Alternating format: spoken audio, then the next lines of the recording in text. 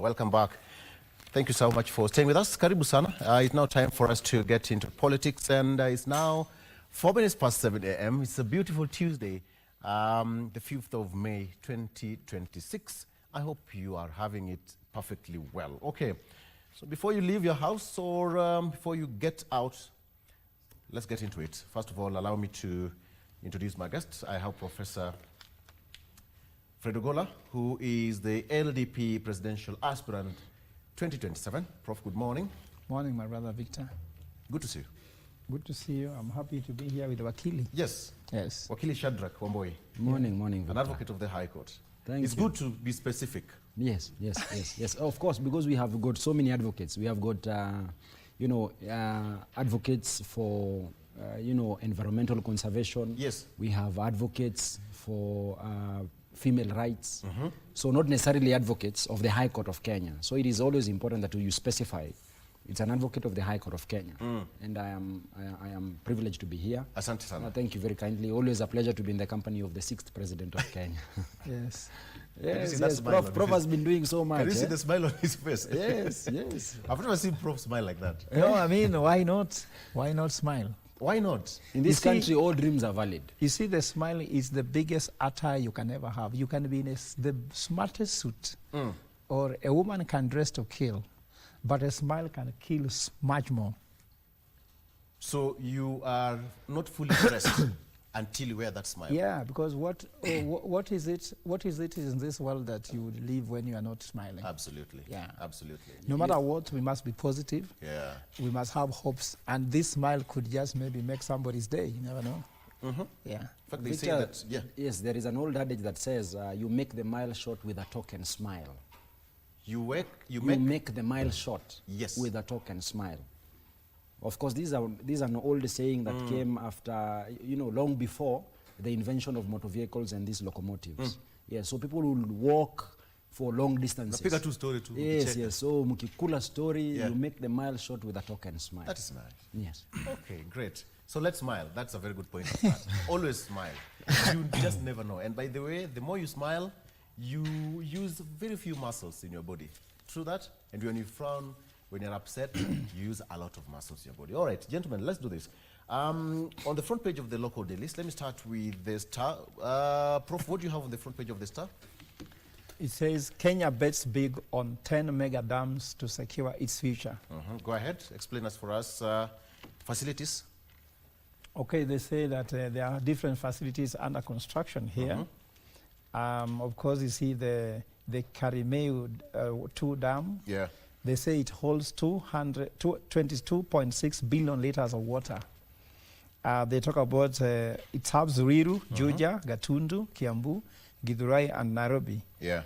And here they are talking about a farmer who seems to be harvesting big. I'm sure this farmer is also smiling, just like we said. Yeah.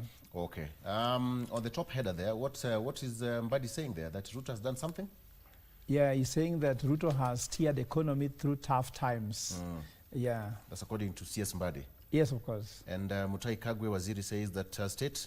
He says how state plans to reduce flood imports, food imports, yes. Sorry, and then lift local production, which I think as a minister in agriculture, if that is the case, then that is a good news if it happens. As an economist, by the way, let's just come to that briefly. Talk about food production, because at the end of the day, when you lift local production, then it means that there is circulation and there is sufficient supply of food in the country. You see, Victor, if you look at Solomonic economics books which I wrote, we said Kenya there are 5 stages in the economy. There's what you call hunter and gathering, where people go out, they pick whatever it is. When I grew up, we used to pick mapera along Trans Nzoia River. Then, of course, after that, we talk about the issue of agrarian, where now agricultural farming, let's say food crops and animals become what makes people feed. Yes. The second type of economy is where we talk about industrialization, where we manufacture. So you realize from what he's saying, agricultural production is still the biggest employer in the country. And we need now to find how we can make this. But what is this happening as an economist? If this is the case, the more we produce, there will be supply overcoming demand. And if that happens, then immediately you'll find things like inflation going down. Interest rates will also go down because when there's more money in the economy, there's less risk in the economy because of default rates are very low, then money can actually start, entrepreneurs and farmers can start accessing money. And when that happens also, you find that the purchasing power of the shilling will go up. Because if we produce, especially for export, the companies abroad or people abroad will demand the Kenya shilling to buy the produce from Kenya. And when the Kenya shilling is under high demand, automatically the power of the shilling goes up. And when that happens also, you realize it's the more the dollar becomes weaker against the Kenya shilling, fuel prices will go down because fuel prices we import in dollars. So when the dollars are cheaper to buy, then you'll find that this will be felt at the pump. And you can go on and on. The debt stock also will go down because we are paying in dollars. We borrow in dollars. We generate money in Kenya shillings and pay. So if the exchange rate improves, also you'll find that it's cheaper for us to pay our debt, and therefore the debt will go down. You may find that by the Kenya shilling going down by 2 shilling or 3 shillings, we're reducing our debt by 1 billion without paying anything. Our debt has gone down 1 billion. So if these people can do what they're saying, and we have seen these headlines since I was born.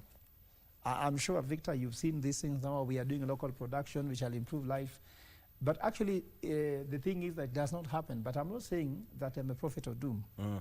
Because you said I'm running for president, and I said that if there's one thing I want to do, what's called the one thing, is to generate 100,000 jobs per county in large-scale agricultural production, and there's a formula for it.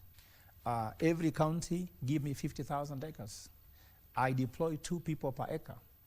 That is 100,000 jobs for young people. And you ask where is money coming from?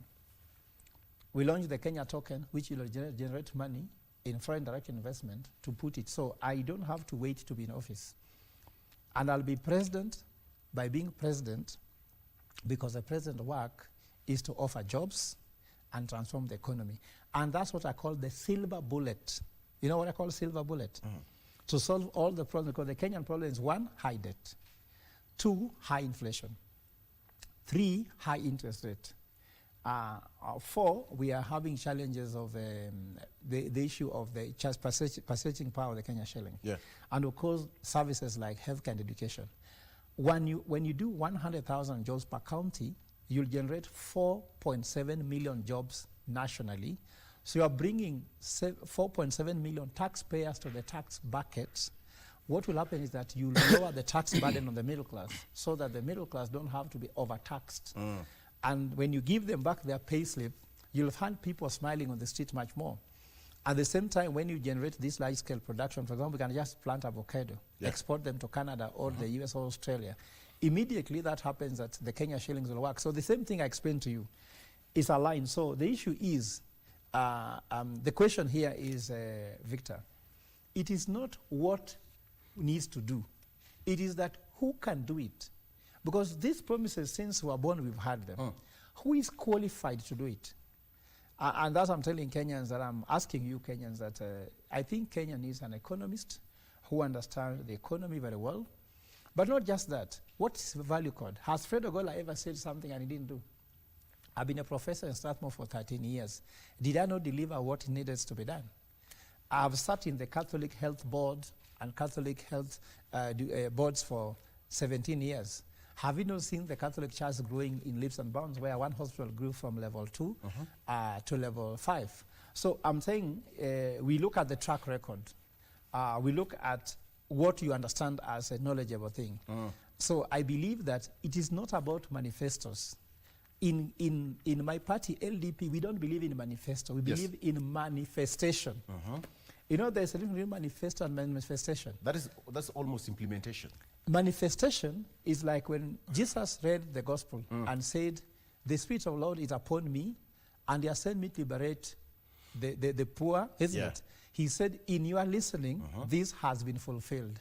Manifestation, like a manifest. When you transfer money to my bank account, I'll ask you, can you send me a manifest? Unajua wakili wanapendanga hiyo story. When a wakili want to present in court, he'll tell you, You transferred money to me. Send me the manifest. Manifest is the evidence that money has been moved. Yeah. So Kenyans do not want manifestos. Kenyans want manifestations, what you've done. Okay. So all leaders vying for any position in Kenya, let me advise you, Kenyans have been cheated for long. Focus on manifestation, not manifestos. All right. Let's come back to the Daily Nation. Thank you so much for the Prof. On the front page of the Daily Nation, Wakili, you'll take that? Yes. Thank you. With honor. The headline is going after Uhuru's hefty packs. And we have the former president of the Republic of Kenya sitting comfortably in his sneakers. Of course, angered by the former President Uhuru Kenyatta's dabbling in politics, including criticism of the President Ruto, the ruling coalition's leader have revived the campaign to block his state-funded benefits, reigniting a feud between rival political camps. Of course, the full story is to be found in page 4 and 5. Page 4 and 5. Yes. And up there, it's more of a pushback where Jubilee Defense Party leader claiming that state is denying him some retirement benefits. And down there, there is, according to Senator Cherargei. Yes. Some of the parks, actually, it's more of, it's illustrated down there. You can take a look at that. There's a lot of money, 34.7 million. Can go about that, Wakili? Well, we have about 362 million shillings annual budget for the office of the former retired president in the financial year ending next month. Yes. Now, I mean, I do not know whether I should say something about this. Go ahead. Yes. Well, I have been following what has been happening in the country. And of course, we have laws. We have a law on the presidential retirement packs, the act that was passed in the year about 2004. It's an old law. Yeah. And to the benefit of the people of the Republic of Kenya, it's one very short piece of legislation, one that you can read within 2 or 3 minutes. And the beauty about this law, it takes notice. It takes notice of the office of the former president of the Republic of Kenya, whoever it is. It takes notice of people who will be entitled to his retirement packs, either in his person or if he is deceased, as we have seen, in the instance of, the death of the first and founding president of the Republic of Kenya, where we have Mama Ngina still holding the office of the former First Lady of the Republic of Kenya. We have this law that guarantees the spouse of a former president certain perks and entitlements. Now, the beauty about this law is that it sets down the role or the obligations that should be conducted or discharged by the former president. So he's given the responsibility of helping in advising the government. He's given the responsibility of advising the people of the Republic of Kenya. Yes. Because he has a duty not only to the government, he has a duty to the people of the Republic of Kenya. He's now a statesperson. He is a statesperson. Yeah. Over and above that, as and when duty calls, he might be given certain roles by the government to discharge. Remember, during the swearing in of His Excellency William Ruto, at Kasarani, yes, there was mention of certain assignments that the president was given, the former president was given. Especially to the chagrin of so many people. Yeah. Yes, he was given certain assignments to discharge on behalf of the people of Kenya. So even while at it, the law also makes mention that there are certain circumstances that will lead to either the slicing of those retirement benefits or the taking away of those benefits.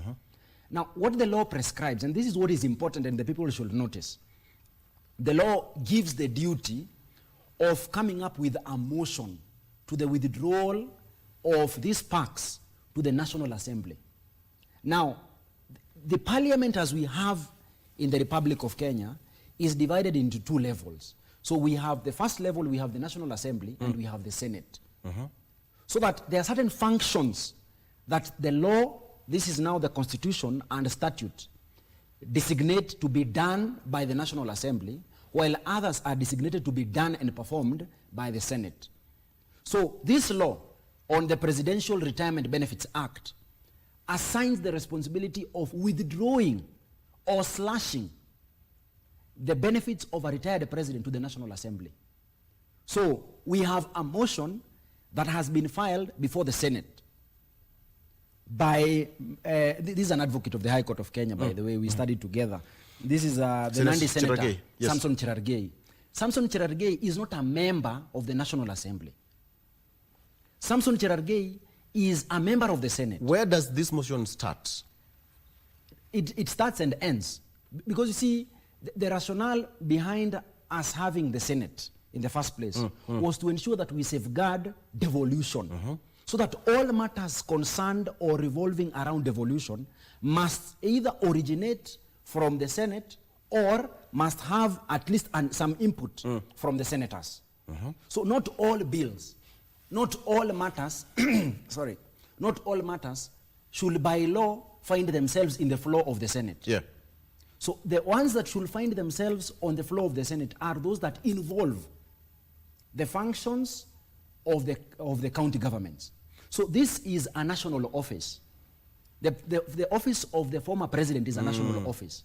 So the prerogative duty to deal with the perks or the retirement benefits of the former president, if at all there is reason, that is a function that has been reserved solely to the members of the National Assembly. Okay. So that if they were to do it rightly, then the motion ought to have originated from the National Assembly. And that is why Sheria Mtaani, we are suing this morning. We are suing the Speaker of the Senate, Mr. Amason Kingi. We are suing him for permitting the violation of the Constitution and the violation of the rule of law as it is today. What did he violate? No. The law, particularly under Article 22 of the Kenyan Constitution, you do not have to wait until the violation of something has been done.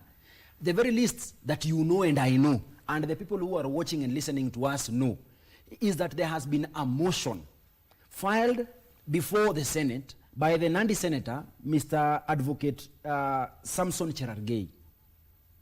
And this has been filed for the sole purpose of leading to a debate. And I think the debate should be done today. Or the motion should be filed formally today when the House resumes. Yes. So that if it is filed, that is in itself a waste of our time as a people. Remember, the functions of these members of the Senate is to discharge duties that have been delegated to them by the people of the Republic of Kenya. They exercise delegated authority. So as a people who are sovereign under the Article 1 of the Constitution, we have decided that since all of us, the 54 million of us, cannot fit in the Senate, we have given them certain responsibilities. And among the responsibility we have given to them is taking good care of the time, accounting for the time that they are in that office. Okay. So that filing this motion or having this motion filed and entertained in the floor of the Senate, while knowing too well that Section 6, yes, Section 4 of the Presidential Retirement and Benefits Act precludes the Senate from entertaining such a motion. That is in itself, abdicating your role and responsibility as a house or a leadership of the house, so that you now lead to the wasting time of the people of Kenya. Okay. Yesterday I had an interview being conducted on Mr. Samson Cherargei. And one thing that he said, that some of these monies could be used for, development and, for development agenda, yes, by the Kenyan Kwanza government or the government as it is. One thing that he does not tell you is this, that even the time that he spends there, he should be accounting for that time. He should be presenting motions that he knows too well. There are motions that have been brought to the floor of the House in good faith. That is, take a breather. Yes. I'll come back to that. If it is political then, yes, should it get to that point where a motion is now tabled to withdraw the PACs because of his political engagement? Let's come back to that later on. But from what you can hear, it is more political than legal. Yeah, because first of all, let me say that before I make that statement, it's important to highlight that I met some elders yesterday, and these are elders especially from the Luo community, and they were really concerned. They were led by Elder Pius Njagi, who told me they are very concerned that the country is going more political, yet the most important things are being ignored. He says that as elders, they are concerned about peace, unity, and development. And they told me that They're actually engaging some committees, like today they are meeting some elders from the Kikuyu community. Tomorrow, I think, they are going to meet elders from the Luhya community. And they're telling me that they are more concerned about peace, unity, and freedom. Yes. So in case that bill is going to be talking about issues of politics on how to divide people, I'm sure even the elders led by Kir, Pius Njagi, I'm sure maybe if you have time, you might actually call upon him maybe one day to give his statements. He believes that this country just needs peace, unity, and development. So any bill, by the way, Wakili, should just be concerned about that, not about hunting the former president. Let him retire. He's retired. I don't think he's in a political position. Of course, he owns Jubilee Party. I don't know why this is an issue. When someone runs a Jubilee Party, he's fronted people like Matiang'i to be the party leader, deputy party leader. Let him hand over slowly, because Jubilee was trouble from day one. Remember, when he just left office, Jubilee was under attack. People wanted to take over the Jubilee Party. So it is, even you saw Matiang'i complaining yesterday about what's happening in Ole Kalau. So what I'm trying to say here is that leaders, I'm a presidential candidate, isn't it? But I cannot be saying that I can see other people as enemies. Their sufferings are mine, and mine should be theirs. So I believe that this is not the issue, because as you are saying, reducing his parks for the former president, the one of Kalonzo Musyoka is being enhanced. So also he presenting it, it's been approved. For example, these guys receive crazy amounts of money, and these monies are being improved. So for me, I believe this is not what people should be discussing, Victor. Yeah. People should discuss about Wanjiku. People should discuss about how to make those people there. Can you imagine? You're being discussed that you're getting 350 million, over 350 million shillings a year for your office. Remember, there's money they give them in lump sum. There are some they give monthly. Yeah. And then there are some given to you for allowances. While there's a Kenya who does not make sense. Like I've just looked at statistics here, Victor. The GDP is growing for is growing for by 4.8%. It's projected to continue growing by 5.3%. And these guys discuss about GDP growth. But as an economist, economic growth is useless without economic freedom. And that means that liberation cannot happen economically until you discuss about household. Like now, you are discussing about a household. Uhuru Kenyatta is a former president. His father is a former president. The pact to his father is going to the family. The pact to the first lady, the first lady is going to that first lady. Him as president, former president, also there's a pact going to him. At the same time, there's a pact going to his wife and also the siblings. That is just one household we are discussing. You get me? But there's a household in Kenyaga that there is nobody even who has pension. There's nobody without a job. And we are discussing here, and you are going to court on behalf of somebody who is a multi-billionaire. You get me? Yes. Discussing how he can get 375 million shillings a year, isn't it? But you're not discussing about those boys on the street you see there. And they're talking about, you can use that money, I don't know, to build a dam. But let's talk about this one very clear. Victor, I'm heartbroken a little bit, forgive me. Let us discuss about how can you bring money to household? What is the household expenditure in your village where you come from? Do they care how much you get? But this care about maintaining an office, which is not giving any value to Kenya as such. I'm not saying that people should not be given, let's say, retirement packs, isn't it? But how comes when that happens, we discuss a lot about it. That man who lost his job and has not been given his pension the other day, we don't discuss about it. Okay, I'm not saying it's bad, Victor, but I'm saying Kenya doesn't lack wealth. What we lack is distribution and ownership. There are some people who get theirs faster, others get theirs later. Wakili, you are in this economy. How many Kenyans are being auctioned who just took a loan because of the taxes? And these taxes are being raised to make some people wealthy and stay in office and get their pension till the end.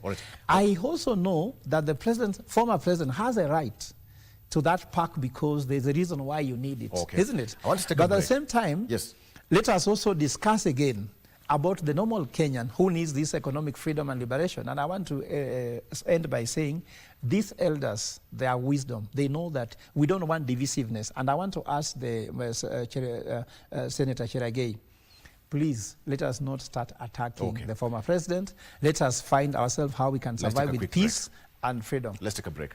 When you look at the top left of the Daily Nation, Wakili, it says that something is quite close to, Prof, that debt crisis at as 1.3 trillion to pay interest on loans.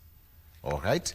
As we take a break, of course, Oburu's ODM faction seeks to heal the rift in new power play. They are in Mombasa for, I think it ends today, and they've had a lot of ultimatums in as far as that is concerned. So let's take a break. And we come back today, I want to talk about politics and policy making. That is, how are you supposed to be part and parcel of that process, and how does it affect you, including you as the Wanjiko? Let's talk about that when we come back after this break. Stay with us.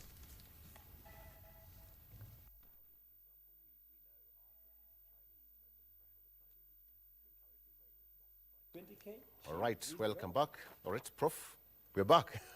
Okay, thank you for staying with us. Okay, now let's come back. I want to talk about, on the front page of the Standard, very quickly, for fairness, going after Uhuru. That's almost the same thing that we've been discussing here for the last 15 minutes.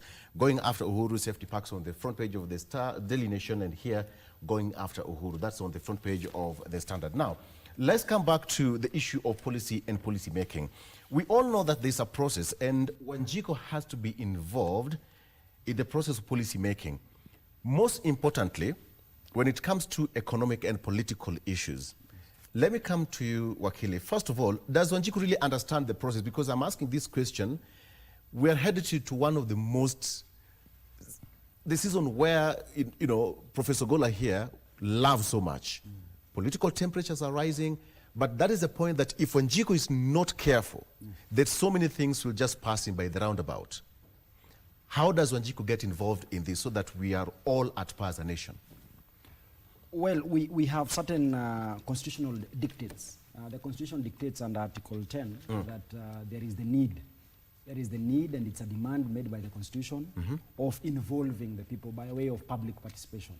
So that in anything that involves the common man, the Wanjiko, they are TNOs and they are Viambos of this world, the people must be at the center. The people must be involved, either at the point of developing the policy itself, and at the point of even passing the policy, and at the implementation of that policy document. So this is, in other words, to ensure that we do not have a people who are being led blindly. They do not know where they are being taken to. They do not know the aspirations and the hopes of the people who are leading them towards prosperity, as it were. So this is very important, that whenever we have any policy making or we have a formulation of any policy document, then the people must be at the center. And we have seen in the recent past, the courts have not shied away from declaring as unconstitutional policies or laws that have been passed without the involvement of the people. At some point, we have seen, it began actually in Kiambu, where a finance act was passed by the County Assembly of Kiambu. It was nullified. We have seen subsequently, even in Kajiado, this year and last year, we had very groundbreaking authorities from the Environment and Land Courts, where the county government, having imposed land rates on freehold and leasehold properties without the participation of landowners, the court came down on the county government and declared these provisions of the Kajiado Finance Act of the year 2023 as unconstitutional. So really, we do not have a dearth of material to demonstrate, how important the people of the Republic of Kenya have been in passing or the implementation of policies. The courts have been there, they have said it, they will continue saying it. Remember, it does not really matter the intention of the leader. The leader is taken to be a servant. So this servant, however well-intended he is or she is, she must at the very least inform the master of the aspirations or the vision that he has over the people that have employed him. So this is to mean that even while we have seen the government coming up with very good policies that are meant, if you interrogate them thoroughly, they are meant to change and transform the lives of the people.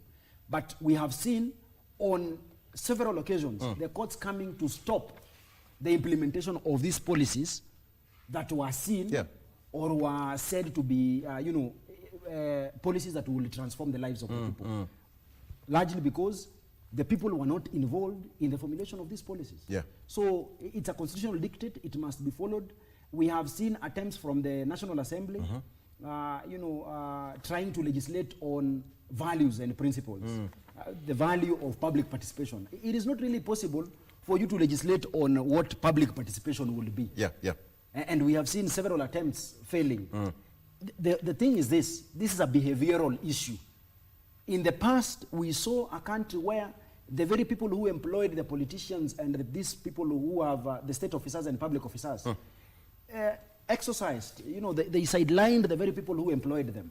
They came up with things that were very strange and foreign to the people, now resulting to the enactment of these national values. It's a value and a principle. So that whenever you are thinking of something that affects the people, whenever you have an idea, you just need to involve us as a people. Policy making shapes representative governance, Prof. And at some point, if not taken very carefully, then the will of the people will be subverted. Absolutely. It's a dangerous move. Is Wanjiku aware of that? I used the word Wanjiku intentionally. You see, yesterday, there's a gentleman who wrote me a message and told me that the election in 2027 will not make sense if these Wanjiku who know nothing are allowed to vote. Actually, he's suggesting that maybe only learned people of a certain degree all should vote. You understand? And I told him, exclusion is absolutely wrong. Then when I was organizing the summit at Catholic University, I put ethical stewardship for the love of the poor. There's a Nigerian CEO who called me and told me, remove the word the poor, because this is not a conference for the poor. How can the poor be discussed? So people are thinking that the fact that some people are poor, they don't know what they want. Victor, let me tell you, when I was running for Member of Parliament of Kenya, I thought I knew. There's a class 4 person who advised me actually how to do my campaign. You are a professor, but not a professor of the people. Yes, they say, they told me, Professor, now you think you're an educated person. Here we are in Sega. Now, if you want to go to the toilet, where will you go? And I'm like, by the way, there's no toilet in Sega. There's no public toilet. There's true. You go to Sega and tell me you want to go to the toilet. There's no public. I was like, my goodness. So there are so many things that we think we know, but we don't know. We think we know what people want, but actually we don't know. And let me tell you my philosophical thinking about it. There is what you call the difference between Kiev and Moscow. Moscow believes that the state is at the center and all citizens should go around worshipping it. While Kiev, they believe that the sovereign people is at the center, so the state is there. And that's why the Pope wrote this first encyclical that Pope Leo said, apostolic exhortation for the love of the poor. He believes that the poor should be at the center of what we do. That's why the Holy See, the Vatican, just talks about two things: peace and dealing with poverty. So when you deal with poverty, you release Wanjiku to come and participate. Like, you know what public participation needs? Money. Yes. So you go to court, I also go to court. When the state comes with a bad policy, you go to court, but who funds you? Yourself. Yes. And that's why, Victor, before we resource public participation, by giving Wanjiku resources to participate, they can't participate. Like a call for participation, sometimes they put public participation in Glee Hotel, Glee in Kiambu. Sometimes they put them in another hotel on Mombasa Road. Now tell me, if you come from Mugenya, you want to participate, present a petition. Who pays for your travel? So Wanjiku is not resourced, but them they are resourced. Members of parliament, last time, I caused chaos. I was going to make a presentation at KCC against the infrastructure fund. I arrived there and they put the thing at KCC. I arrived with my car. Who is fueling my car? Myself. When I came in, after I arrived at KCC, when I leave, they told me I pay 2,000 shillings for parking because I parked from 8, isn't it, up to 4. I caused chaos. So who is paying for that parking? Did I come to park here to earn money? Whom was I representing? But members of parliament who are listening to me, they were driven here with the government vehicles. When they open the gate is open. No one charges them parking fee. And when they are sitting there, they are sitting allowance for sitting to listen to me. Who prepared my paper? Then they told me I need to prepare printed copies and give to every member of the panel. Now, who is paying for the printing? I was there with my team. They asked me, Professor, maybe you sent you something that you are not telling us. I told them, my brother, look at my M-Pesa. It is just what it was, just Fuliza. What I'm trying to say here is that before you finance public participation, it is like some people have resources. They have media. They have secretaries. They have people doing for them research. Tell me, as Wanjiko, who is doing research for you? So what I'm trying to say in short is that it is shambolic at the moment. It is cosmetic. And I'm asking Wakili, you need to go to court and seek what is the requirement for public participation. Resources must be provided. The platform must be provided. Information must be provided. But now what it happens, for example, you go to the Anfo County, Unapata kama county officials have come with bread, they're putting bread there, they put some tea there, they put some soda, then they tell you, sign, then you can go take tea. So it's like, if you don't sign, you are participating, tea is not there. So tea becomes very important for your stomach, then you sign, I was there, that bill is okay, then you go take tea. Thank you. You see what you're saying, Prof, it's about the representative governance, that's what I'm talking about here. But now that brings the policy gap, where now the policy makers fail to align the policy with the public preferences. So when you talk about somebody coming from Sega to Nairobi, location X or Y, there is a level of mistrust between the policy makers and the public preference. How do we bridge this gap? Well, you see, again, based on what Prof has said. Yes. Everything rises or falls from our understanding or misunderstanding of Article 1 of the Constitution. So at the time when our public officers and state officers will understand that sovereign powers belongs to the people, that even while they are thinking or formulating an idea, that idea should be born from the deficiency that a people or the people are experiencing, not from their own imagination. For some reason, certain state officers and public officers believe that because they do not have, they have gone or they have traveled abroad, they have seen something, they think that the people that they represent are needy of what they have seen in America or in the USA or in Dubai. The truth of the matter is, unless the leaders that we have interact very closely with the people, what is said to be being on the ground, to interact and feel what the common mwananchi, the Wanjiko, is feeling, then whatever policies they will be coming up with, they will never be policies that will serve the needs of the people. There is no need of you building a big school while I do not have fees to access that school. And that is the problem we've been having in my constituency, in Kajiado North, that we are having, that is preference and priorities. Yes. You need to be very keen on priorities. That sometimes we are having people taking photos of, projects that have been done by the NGCDF. This is our money. Of course, projects that have not been well done as far as the Auditor General report is concerned. But when you take these images of, buildings or classrooms that have been built using the NGCDF, while the people you are serving do not have resources, they do not have school fees to send their students or their children to those classrooms. So for what value or for what purpose will these schools that you have built serve to the common man or common mwananchi? So I will believe that it is important that we begin from understanding that we are dealing with the people that are needy. These people that we are serving do not have enough resources to even have their children attend class. They cannot afford the school fees of 5,000 shillings. So what do you do with the resources that you have? Because resources will always be limited. Because we've got so many wants and needs. What you do is you come up with a priority list. The priority will be ensuring that for whatever reason or whatever circumstances, we have our students being in class. That assurance that our students will be in class. So you do something about the demand for school fees that is being made to these students. But when you get into an unholy alliance with the principals, there are principals who have come and exaggerated the school fees. or the allowances that the students are supposed to be charged. You know, you've talked about something, public participation here. Yes. You talked about it. And when you talk about priority, and you have your priority lists, Yes. some of these priorities and even policies that are being made, Wanjiku is never involved. Of course. Wanjiku is never involved. Now that breeds the aspect of legitimacy and accountability. Again, that breeds the aspect of trust deficit. Yes. Well, ulienda ukafanya hii, you did not tell me. Yes. And then you're going to impose on me, or impose it on me as Wanjiku. How will I trust that it followed the due process? Then now, Prof, you'll see Wakili having a petition running to court and saying this law was passed, it is unconstitutional. By the way, Victor, let me, forgive me to say something. Go ahead.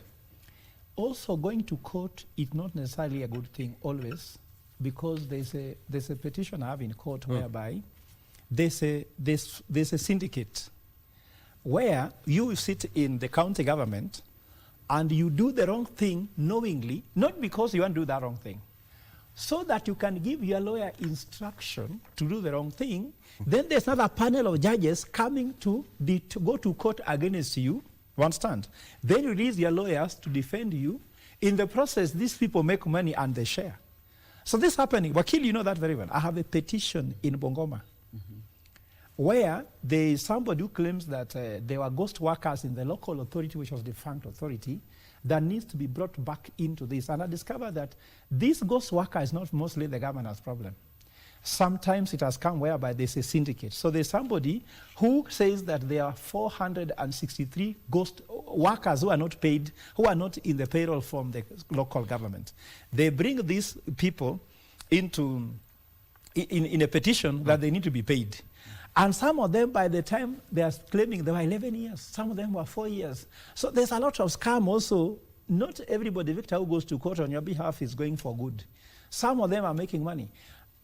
Billions of shillings are being lost in petitions which are fictitious, which people sit down and agree. You go and attack this person with the law, then me, I'll come to defend. Then the person paying is the governor.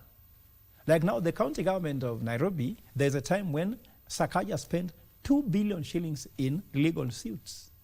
They choreographed it. The governor meets both the plaintiff and the defendant. You know this game, Wakili. I can tell you a family whereby somebody is the father, sits in a board. He instructs his son to be the one now to defend the entity, and then this money is shared with the whole thing. So not going to court is good, but let me go back to your point. And I'm sure this case, you're going to see it coming very strong in the media in the next few days. According to me, look, for example, there are entities like elders. Let's say my vision as when I become president. These elders can bring unity much easier than politicians talking about our unity in the podium. For example, if you get the Kikuyu elders, you get the Luo elders, you get the Kisi elders, you get the coastal elders, tell them, guys, you sit down and tell me how tribalism can end. Then you resource them. This will end. Talk to the young people who feel that the problem is their unemployment. Don't tell them, I'll build road to get you employment. No. Tell the young people. You sit down like the Gen Z who came in the June 25th. Tell them there's a town hall. Now, government has places that can say, for example, if you just tell them, I'll give you a hall, for example, Kenya Cinema, or this cinema here, the one just next to it's called what? This place, I see them, sometimes they go there. Just tell them, I'm giving you a hall for one day, isn't it? Sit down, find people who can sit and say, this unemployment problem, how do you want us to approach it? The bill, finance bill, how do you approach it? For example, for us, the finance bill for this year, which we are in April, isn't it? We are in May. The cycle, May. The cycle for finance bill or budget began in July last year. As soon as we implement that, this began, isn't it? Yes. You have not seen the bill, yes, isn't it? You'll start seeing it in June. Then you are supposed to respond to it. It should be passed in the very June. So how have we participated? You are not participating, you are commenting. Commenting on a bill does not mean participation. So it is not supposed to be cosmetic. You must respect people. Now that brings the aspect of process, participation in the process of policy making. So by the time, by the time, for example, John Mbadi read the budget last year in 2025, isn't it? In July. And the finance bill was passed. As soon as he finished the 2024, 2025, 2026 budget, He began immediately the 2026-2027 budget. In under 1 minute, you've talked about something. Let me just ask it. The process of policy making, how does it affect the final outcome? Because you talked, give an example of the finance bill. In June, we'll see the bill itself. We're supposed to respond to it, and then, boom, so we have a new one. Look here. In the Solomonic economics, it's very clear how we should begin budget. Budget cannot be starting top down. Budget must start bottom up. You get me? Now go to the largest legislative place like county assembly. Okay. Let us know what are the needs of this area. Let's go to Taita Taveta, for example, isn't it? What are their needs? Generate these needs and then you build it up, going up, isn't it? So by the time you are getting the finance bill, the input has come not from somebody's office. Up here, it has come from Taita Taveta or a sub-county. You build it up, then now what is going to happen? You just curate by saying, okay, I know you want 10 dikes to remove this flood that takes place in Taita, which is lethal. Because I'm married from Taita Taveta, so I know how serious it is. Those are my in-laws. That's why I'm talking about it. You know, where your in-laws are is where your heart is, isn't it? So when you talk about how that is affecting people, then you now focus and say, okay, now what can we do about it? Now, from that, we're going to say, okay, we have only 20 billion for dams, let us give you 2 billion, you do this. So when you start right, you get it right. All right. When you start wrong, you get wrong. But now, Victor, allow me to say this very carefully. Remember, Kenyans have claimed that their finance bill written by IMF and World Bank, isn't it? They are saying there's an office on the 13th floor of Treasury where some people come from abroad, write the bill, they've been having the cost of fuel and the rest, isn't it? That is not factual so far, but there's insinuation that's happening. The only way to kill that is by getting these youths, get these Bungala Wananchi people, get these elders sit down. What do you want in your area? Let them generate it bottom up. When it comes up now, the president says, okay, the watu wa Taita wanataka hivi, sivyo? Watu wa Lamu wanataka vile. Masai, huku Olkalao. So from there now, you say, okay, I'm the father of the nation, isn't it? You know, a father says, this guy wants a shot for school. That one wants a bicycle. This one wants a book. Mimi, let me buy a book first, not the bicycle. Okay, Prof. So then you harmonize the priorities you're talking about. You harmonize the priorities, then of course you sequence them, then you deliver. That is a very good explanation of a process. Yeah. But then, you know, policies are not made in a vacuum. Of course. They're not crafted in a vacuum. There has to be a certain window or space that these things operate. How does political dimensions affect policy making? Because now I'm asking this because now we are headed towards that space where we have got another finance bill. Of course, that's going to serve us next year. And then now we have politics playing around. So how does political dimension affect policy making? With sharp focus on Wanjiku, who is the biggest beneficiary. Well, to be very honest and you know, being very frank here, I don't think that some of these things are even done to the benefit of the common man or Wanjiku. Then why do we have them if... Yes. You know, it's because you know, the style in which we choose our leaders is one that is, of course, not one that attracts the best out of ourselves. We choose leaders because one is popular, because he's a musician, another one is a comedian. We don't choose people to lead us because of the quality of what they have for us as a people. That is why the end product does not become something that is meaningful to us as a people. You've asked Prof a question before about how important the process is that leads now to the final outcome. The process is as important as the final outcome. So that if we have a process that is flawed, whatever comes out in finality is something that is also flawed. That reminds us of the petition in the Supreme Court. Exactly. Just Maraga said, the process. Yes, the process is as important as the final output. So that you have leaders that are not very keen on the needs of the common man. I mean, just flash back to what happened on the year 2024 when we had the Gen Z revolution in this country. It was a situation that spoke of a leadership that was not keen on listening to the very people that had them elected into those offices.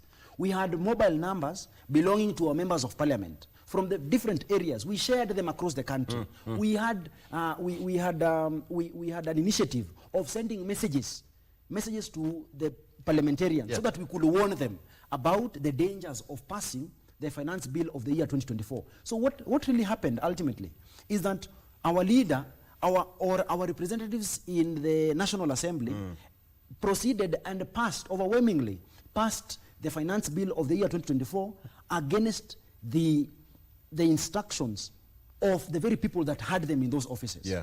So what ultimately happened, we had so many deaths of young people, we had businesses destroyed, we had people even maimed, and ultimately the president had to come in and call to a stop by urging Parliament to revoke the entire bill altogether. So when we come up, when we want to look at the policy making in this country, vis-a-vis the politics of the day, we see that there is huge influence, overbearing influence of politics on policy making. That's true. So that whatever succeeds as a policy document so we should is take what precedence, is because politically correct. Then it means even the process of coming with these policies is politics itself. Everything is political. Victor, Of course, let me just help Wakili here. I mean, there's the father of economics, who is a Nobel Prize winner. He's called Douglas North. He said something very interesting, and maybe that's why Wakili is banking on. He says that public sector or politics, they are never born to be efficient. They're never meant to be efficient, and therefore they are not expected to be efficient. They become what is called functional. So the state always want to show they have done something, but they have not done it. Let's take, for example, Wakili become the governor of Nairobi. No, the MP of Kajiado North. What? MP of Kajiado North. Oh, yeah. Yes.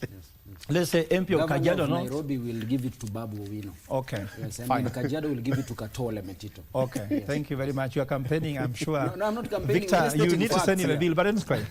So let's say, for example, you become the MP of Kajiado North. Yes. Now, you're being told that there are rats in Kajiado North everywhere. So then you have a budget of 4 million shillings to kill all the rats in Kajiado North. But then that 4 million shillings, you need 10 million to actually finish all the rats, isn't it? So you can choose two things. One, keep this money until the next term, which means this term you're not going to kill the rats, you get the other 6 million and kill all the rats, which is the most reasonable one to do, isn't it? The second one is you can choose one part of Kajiado North and kill all the rats there, but leave them in the other side of Kajiado North, which means where you kill the rats, you'll get the votes. Where you don't kill the rats, there's no vote. But there's another scenario whereby you can kill some rats everywhere, which is useless because all of a sudden they'll be back, but then everybody feels rats have died. A politician will choose to kill some rats everywhere, not solve the problem, but end up popular by saying, but I killed some rats. In your village I killed 2, there I killed 4. So Douglas also says that every time the public sector is faced with a situation, they tend to talk about stability. That's why William Ruto wanted the bill to pass. When Gen Zs, we went after him, he said, okay, the state is collapsing now. State must remain. So let me withdraw the bill. You get me? But then introduce it in another way. You understand? So what I'm trying to say is that this has been the problem everywhere. The only place that does not work is places like Korea. South Korea, you'll be evaluated after you leave office. You will be evaluated and given a scorecard. And you can't give your own scorecard. In Kenya, someone can stand by saying, you see, sinafanya vizuri. Simini kiongozi mzuri. You can't say this Korea. You'll be arrested. You can never self-evaluate. In Kenya, you hear the husband say, I'm the best man in the world. How can you tell your family they are the best man in the world? Your wife will be saying all your kids. So what we are trying to say, accountability will solve this problem, Victor, in an amazing way. Yes. I don't think, Victor, you ever said you are the best journalist, isn't it? Or you are the best news anchor. But why is it that KBC continues to present you, isn't it? It means that there's something you're saying, there's something you're doing. There's a way you know how to deal with some of us who are noisemakers here. So in the point we're talking about here, that until Wanjiku defines how public participation will be done, every time should be done for another way. And there's an African proverb which says that until the lion learns how to speak or to write, every story will be told from the point of view of the hunter. Okay. And until Wanjiku defines the rules of public participation, every public participation will be done with the interest of the politician. All right. But Victor, perhaps just to say one thing. Go ahead, yes. The best form of public participation that the people will be involved in is during the election come the year 2027. So that if we get it wrong during that public participation, when we are influenced, or our decision of voting whoever we desire to be our representative is influenced by certain incentives in terms of either tribes, political parties or political parties affiliations, if that will be the consideration that we'll place on that ballot paper, that this one is our person, this one is from my party, then it means we will get it wrong, the whole process, we will get it wrong for the next 5 years, from 2027 to 2032. Because the people will have elected in, hoping against hope that they are going to involve us in policy making and all those things, are not going to be the best policy makers that we'll have chosen for ourselves. Thank you. Let's start descending. We are almost landing. Pole. Now, how do we, there is that process. We've talked about the process and all that. Yes. So how do we stop the challenges or address the challenges from the initial stage of initial adoption to the actual implementation of the policies? There are certain challenges in between. Yes. One of them, you talked about public participation, which is not well facilitated. We talked about trust deficit between the Wanjiku and the policymakers and all that. So how do you address these challenges? Victor, let me begin because I want him to comment on what I'm trying to say, because we have a solution. Right. At LDP, we launched what's called the Kenya Token. Kenya Token is about digitizing. Everything will have what's called digital wallets. There will be digital ledgers. Who initiated this? Who approved this? How did it go? This will help things work because we are talking about modernizing governance, making it fit for purpose to offer services. Like, for example, you are asking, who brought the bill? How did it come from? It will be documented in blockchain that you can see end to end. Who influenced it? How many Kenyans participated it? Like, we are in court now on the sale of Safaricom. Then one lawyer argued that he's representing the whole country. Then he was asked, you are 3 lawyers here. Who knows you are representing the whole country? There will be a digital platform where Kenyans can go and say, I endorse this bill, I don't like this bill. When there's a petition in court, they usually say, how many memorandum were sent in Parliament against this? And no one knows how many were. So when you digitize it, every memorandum will be deposited in that thing. It will be digitized. So Kenya Token, which we launched, it's not just about mobilizing money for investing in economy. It's also modernizing government. Let me tell you what, Victor. With the Kenya Token being implemented according to the vision we have, corruption will be impossible completely. Every Kenyan has a phone. Instead of watching WhatsApp group of people insulting each other, they'll be going there and say, oh, this bill came from here. Wakili generated this bill. Like now, do you know your MP how many bills he's presented? He has never presented even one. Yeah, so now you are saying that because his work is just saying nay and yeah, so people yes. won't believe you until we digitize how every MP is participating. How is Wanjiku being involved? Which bill came from Kajiado North, isn't it? Which one came from Kilifi South? Which one came from Magarini?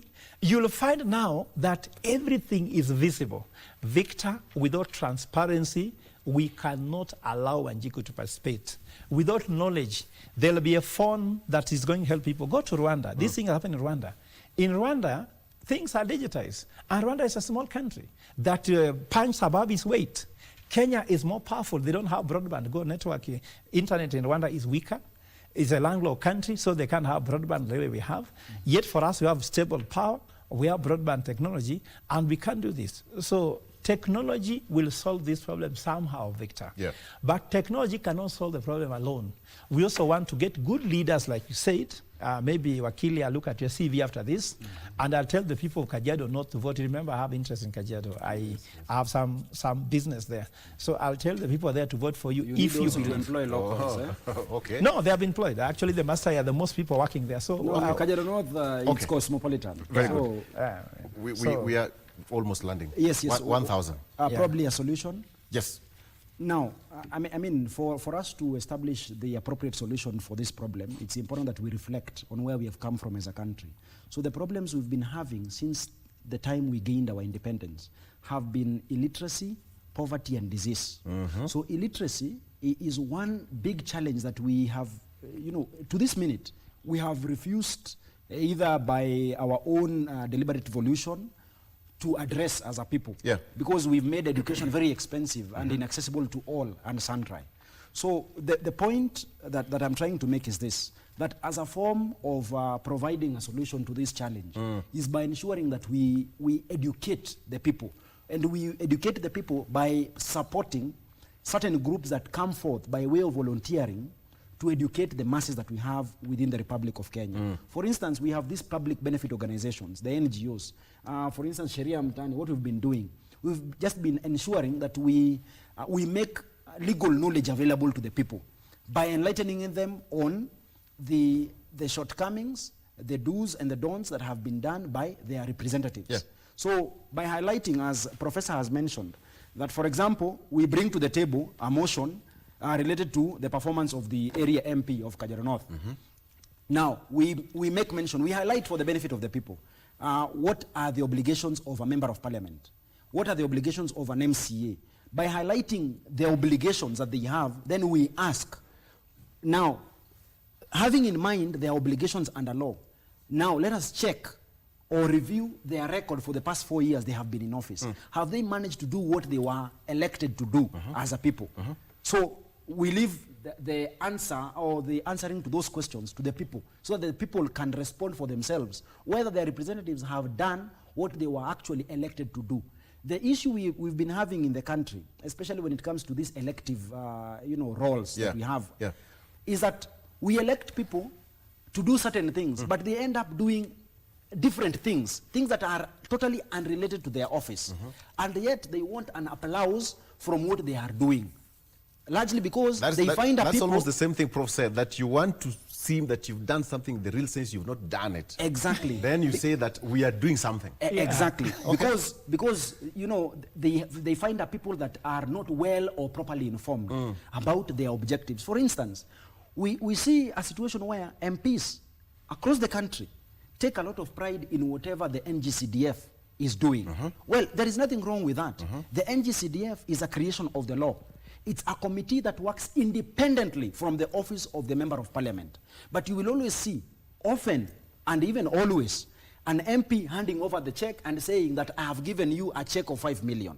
I have given you bursaries of 7 million. So, well, in reality, even in circumstances where we have had members of parliament die in certain constituencies. I mean, we just had by-elections of about 5 constituencies the other day. Does it mean that for the period of time these people were unrepresented in parliament, their children or their constituencies did not benefit from the funds that have been allocated for that NGCDF? The true position is this, is that even in the absence of a member of parliament, the NGCDF will still continue to operate. The work of the member of parliament will be to ensure proper oversight of the resources that have been allocated to this committee in the constituency. But when you get into this unholy alliance, we have the NGCDF manager working in committee with the member of parliament to ensure that we have a pilferage, we have theft of public resources, or we have mismanagement of public resources. So that the people do not really get value for the money that has been allocated in certain projects. You get a classroom that has been painted or a walls built. It has cost about 2 or 1 million shillings. You get a fence, like in Ngong, we have a fence there that has Sengenge, this barbed wire, that has been built using 3 million shillings from the public resources. So these are things that... How big is that plot? It's a small thing. I mean, Sengenge for 3 million is a lot of money. So if at all we were really serious about the roles and responsibilities we have assigned to our leaders, it means we should be keen on having proper oversight. Last week, Sheria Mtaani wrote to Kera and Kura. We wrote to them a letter and told them that, well, we've been seeing roads being constructed by the national government. And our area MP has been taking photographs and images of these roads to take credit from them. Well, there is no problem. Let him take credit for all it's worth. But the most important thing is this. We are having roads being built without pavements and footpaths, so that the roads are now congested. We have pedestrians on the road, we have cyclists, we have motorists, we have everybody on the road. This is a disaster in waiting. It means that if this situation is left as it is, then in the fullness of time we shall be fundraising for someone who has been knocked down by a vehicle, We will be doing a funeral fundraiser for someone who was died, yes, because of some a fatal accident. So for us to curb certain some of these extremes, it is important that the people we elect in office, instead of taking photographs against these roads, they should be the first ones asking, so where is the pedestrian walk? Okay, I just have a question. So was that fence, was it done with the gold chain or something? I mean, 3 million, Prof. 3 million shillings for a Sengenge. For a Sengenge, that's like a gold chain. Yes, and the MP was there taking a photo and you know, telling the people that it is important to fence the police station. Let me just ask this question. So let's talk about, because we are in a democratic nation. So how does policy making or policies we make affect democracy? As we land, we are now landing now, coming to the end of the show.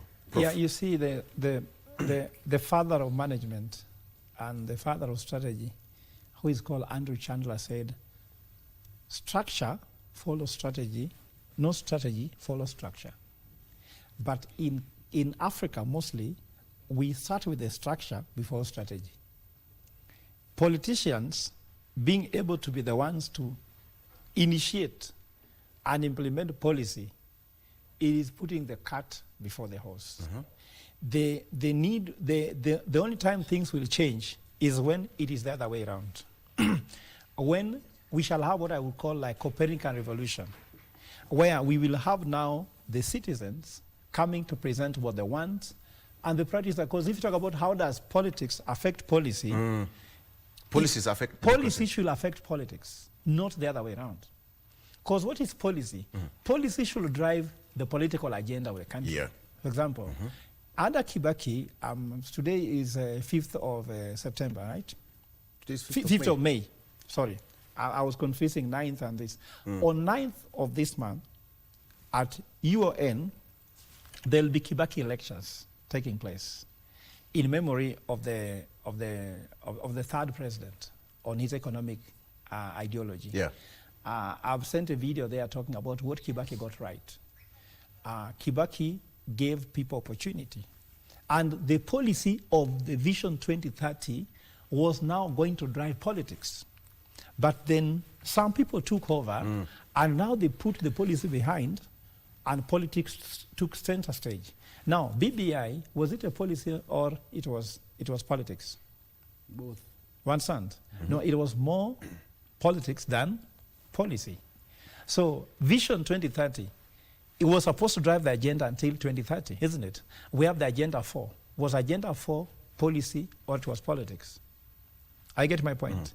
So we had a policy which was Vision 2030. China did their 50-year plan. You get me? America did a 100-year plan. Okay. South Korea. So if you say, I want to have Kenyans, everybody being middle class by 2030, that was a vision that could now be implemented with several policies to ensure it works. So politics was supposed to serve the policy and the vision, not that our vision is that so-and-so should lead. And I end my question, Kenyans. We should be asking what's the process to get people to leadership, not who should lead. And now we're asking now, who will run? No. The issue is, what's the process to get a candidate for this area? Thank you. What's the process to get which party to take us there? A better way to stop. Thank you, Prof. He's talked about politics and policy. Yes. So, which means proper politics can affect policies. Of course. But now, the process Bad is politics. bad politics, actually. So how does it affect democracy? Can we solve it in 1 minute if you can? Well, I think it's very difficult to distinguish between, you know, the coming up with because some of these things are political. Yes, yes. All of them, they are just intertwined. It's only that in Africa, we make politics look like a very bad thing, largely because of the bad choices that we make as a people. Yeah. In fact, the originators of policies should be politicians.